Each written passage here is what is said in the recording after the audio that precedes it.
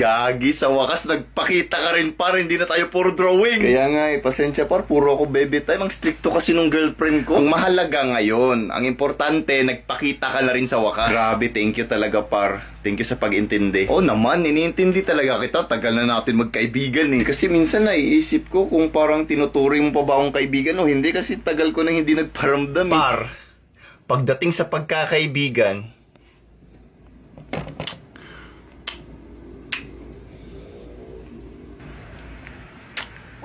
walang iwanan.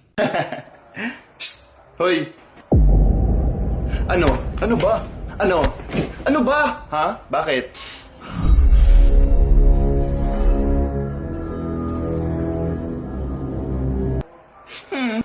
Tol, meron akong magic. Pili ka ng baraha. Tinapay naman yan eh, hindi yan baraha. Pero ano yung nasa likod ng tenga mo? Huy, gagi, paano ako nagkatinapay sa tenga ko? Hi babe, anong meron dito? Huy, ba't mo ginawang tinapay yung kabit ko? Hi babe, ako ito yung tunay mong girlfriend. Anong meron dito? Wala, gagi, muntik na akong mahuli nun ah. Galing mo talaga, tol. Ikaw pinakamagaling.